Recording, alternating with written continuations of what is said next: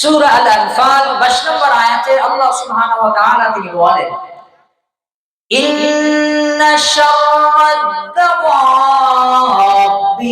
ইনদাল্লাহিস সুম্মুল বুকমুল্লাযীনা লা ইয়াকিলুন।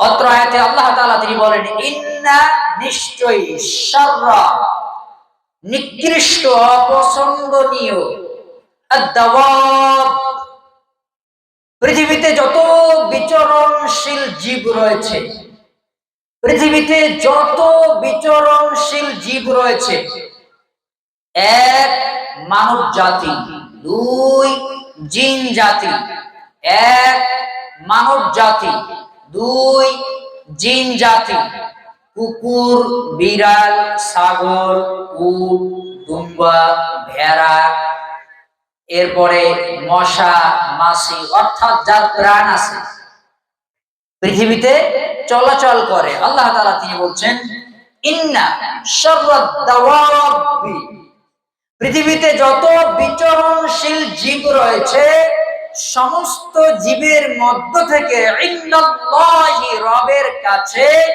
নিকৃষ্ট মানুষ হলো তারা। খেয়াল করবেন, কথা যেন ছুটে না যায়। আল্লাহ সুবহানাহু ওয়া তাআলা তিনি বলছেন, পৃথিবীতে বিচরণশীল জীবের মধ্য থেকে আল্লাহ তাআলার কাছে নিকৃষ্ট জীব, নিকৃষ্ট প্রাণী তো তারা। আসুম, তারা হচ্ছেন বধির, মানে কান আছে, শুনতে পায় না। বুকমুন, দুই, তারা বোবা, মুখ আছে, কথা বলতে পারে না। খেয়াল করেন, আল্লাহ তাআলা বলেছেন, পৃথিবীতে বিচরণশীল জীব যত রয়েছে, সমস্ত জীবের মধ্য থেকে নিকৃষ্ট মানুষ তো তারা যাদের কান আছে, শুনে না, মুখ আছে, বলে না। কয় দফা কাজ? দুই, কান আছে, শুনে না, মুখ আছে, বলে না। এরপরে আল্লাহ বলেছেন, লা ইয়াকিলুন, ওদের কোনো আকল নাই, ওদের কোনো বিদ্যা নাই, ওদের কোনো বুদ্ধি নাই। ওরা আকলকে কাজে লাগায় না, বিদ্যাকে কাজে লাগায় না, ওরা গবেষণা করে না, ওরা ভালো জিনিস নিয়ে চিন্তা ভাবনা করে না। মসজিদ যদি নির্মাণ করার প্রয়োজন হয় আর অর্থের প্রয়োজন হয়, টাকা তো নিজেও দেবে না, অন্যকেও দিতে দিবে না। সকর্ম ক্রিয়া, অকর্ম ক্রিয়া, দুটি ক্রিয়াই কার্যকর এখানে। খেয়াল করেন, আল্লাহ তাআলা তিনি বলেছেন, লা ইয়াকিলুন, বিদ্যা কাজে লাগায় না, বুদ্ধি কাজে লাগায় না, টাকা নিজেও দেয় না, অন্যকেও দিতে দেয় না, ভালো কাজ নিজেও করে না, অন্যকেও করতে দেয় না, মাদ্রাসা নির্মাণ নিজেও করে না, অন্যকেও করতে দেয় না। কথা কি বুঝতে পারলেন? 30 বছর ধরে মসজিদের ইমাম সেজে আছে, সূরা ফাতিহাতে এখনো ভুল আছে মনে করেন 40টা। তো অনেকে বুঝতে পেরেছে যে ইমামের ভুল আছে, এ কথা একজনে হুট করে বলে ফেলেছে। উপস্থিত মুসল্লি বলছে, থাক না, বলার দরকার নেই। কেন? উনি 30 বছর নাকি মসজিদের ইমাম, তাই নাকি সত্য বলা যাবে না। কথা কি বুঝতে পারলেন? ইমামের ভুল হচ্ছে, এটা কেউ ধরেছে, যাদের কাছে বলেছে তারা বলছে এটা দরকার নেই। কেন? ইমামের ইমামতির বয়স কত বছর? কথা বলে না কেন? কথা বলছেন, হ্যাঁ করে তাকিয়ে আছে। 30 বছর আধিপত্য গেড়ে আছে। এর যে সূরা ফাতিহা হয় না, এর যে সালাত আল্লাহর দরবারে কবুল হয় না, এটা জাতি খেয়াল করলো না, মানে আকল বিদ্যা বুদ্ধি খাটালো না জাতি, এরা জাহান্নামী। মানে কত বছর চাকরি করে এটাকে প্রাধান্য দিল, এদিকে সালাত একক হয় না, এর চিন্তা ভাবনা তার মাথার মধ্যে মোটেই নেই। এরকম হয় কি হয় না? বলেন, হয় কি হয় না সমাজে? ভালো ইমাম মসজিদে রাখলেই বিপদ, মাদ্রাসায় ভালো একজন মুআল্লিম রাখলেই বিপদ, উঠে পড়ে লাগে তার পিছনে। কি করে এই ভালো আলেমকে, এই ইমামকে এই সমাজ থেকে তাড়িয়ে দেওয়া যায়, ওকে তাড়ালে পরে আধিপত্য টিকিয়ে রাখা যাবে।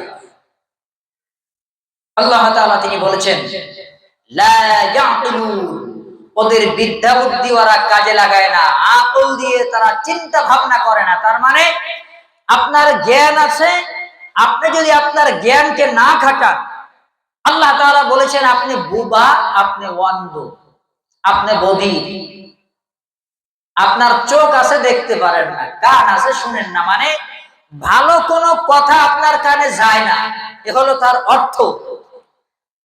সুম্মুন, ওরা হলো বধির, মুখ আছে, মুখ দ্বারা তারা সত্য প্রকাশ করবে না। সমাজে আছে না নাই? কথা বলেন না কেন, আছে না নাই? 1 লক্ষ টাকা প্রয়োজন, তো কেউ উদ্যোগ নিয়েছে 1 লক্ষ টাকা দরকার, তো এখন আমরা কানেকশন করি, কেউ মোটে কথাই বলবে না। এটা যে একটা ভালো কাজ, এটা যে মহল্লার প্রয়োজন, এটা যে একটি সুন্দর কাজ, এতটুকুন কথা জবান থেকে বলবে না, আকল খাটাবে না, যেটা ভালো কাজ। আল্লাহ বলছেন ওরা আকল খাটায় না, ওরা জ্ঞান খাটায় না, ওরা তো জাহান্নামী। ওরা মুখ থেকে জবান থেকে একটু সত্য কথা বলে না। এরকম টাটকা মুনাফিক আছে না নাই? নামদারি একেবারে টাটকা নগদ মুনাফিক সমাজে আছে। আপনার ডানে মুনাফিক আছে, বামে মুনাফিক আছে, সামনে মুনাফিক, পিছনে মুনাফিক, আপনার চতুর্পাশে মুনাফিক ঘুরঘুর ঘুরঘুর ঘুরঘুর করে। কথা বললেই নাকি সমস্যা, কথা বলাই নাকি যায় না, কথা বলাই নাকি যায় না, বললেই নাকি সমস্যা, বললেই নাকি সমস্যা। সমস্যা কি? ওনার বিরুদ্ধে কথা বলছে, উনি তো 2 লক্ষ টাকা মসজিদে দান করছে। ওরে বাবা, 2 লক্ষ টাকা মসজিদে দান করছে, তাই উনি অন্যায় করবে, তার বিরুদ্ধে কথা বলা যাবে না। ইমাম সাহেব বেতনভুক্ত, তাই উনি এখন নাকি হালাল হারামের ওয়াজ করতে পারবে না, বৈধ অবৈধ ন্যায় অন্যায় এর ওয়াজ নাকি ইমাম সাহেব করতে পারবে না। আমি বোঝানোর জন্য বলছি, আল্লাহ সুবহানাহু ওয়া তাআলা এই কথাই তিনি বলছেন সুম্মুম বুকমুন, ওদের মুখ আছে, ও দিয়ে সত্য বলেন না, ওদের কান আছে, কানে ভালো কথা ঢোকে না। ভালো কথা বুঝেননি? 50,000 টাকা লাগবে, ও শুনেছে এই কান দিয়ে, বের করেছে এই কান দিয়ে, এনাকে কিছুই বোঝে না, টাকা তো দেয় না, এনাকে কিছুই বোঝে না। আল্লাহ বলছে ও বুঝবে না, ওরা কান আছে, কানে আমি পর্দা এটা দিয়েছি, মুখ আছে, জবানকে আমি বন্ধ করে দিয়েছি। কেন? ওকে আমি জাহান্নামে দেব। অপরাধ লা ইয়াকিলুন, বিদ্যা বুদ্ধি কাজে লাগায় নাই, ওরা ধর্মের বিরুদ্ধে দাঁড়িয়ে কাজ করেছে। বুঝতে পারলেন? সালাত আদায় নিজেও করে না, অন্যকে করতে দেয় না। সিয়াম নিজেও পালন করে না, অন্যকে করতে দেয় না। দান সদকা নিজেও করে না, অন্যকে করতে দেয় না। জালসা নিজেও করবে না, যারা করবে তাদেরকে করতে দেবে না। প্যান্ডেলের জায়গায় জমিন নিজেও দেবে না, যারা দিবে তাদের বিরুদ্ধে লাগবে, তাদেরকে দিতেও দেবে না। এরকম লোক আছে না নাই? আপনাকে সমাজের মানুষ তো আলহামদুলিল্লাহ ভালো, মহান রবের শুকরিয়া। আপনাদের এলাকায় তো এই সিস্টেম নাই, আছে কি? আমি সূরা আনফালের 22 নম্বর আয়াতের ব্যাখ্যা করছি, আমি অনুবাদক, আপনি দেখতে পারেন আমার অনুবাদে কোনো সমস্যা আছে কিনা। আমি অনুবাদক, সূরা আনফালের 22 নম্বর আয়াতের ব্যাখ্যা আমি করছি। কোন মায়ের বেটা যদি থাকে, সেটা তো অনুবাদের ব্যাখ্যার ভুল ধরে। আমি কথা বানিয়ে বলছি না, এটা আল্লাহ নিজে বলেছেন।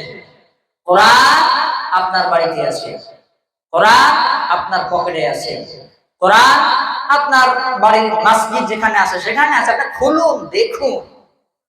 আমি অনুবাদক মাত্র, আমি মাত্র অনুবাদ করছি, এ কথা আল্লাহ বলেছেন।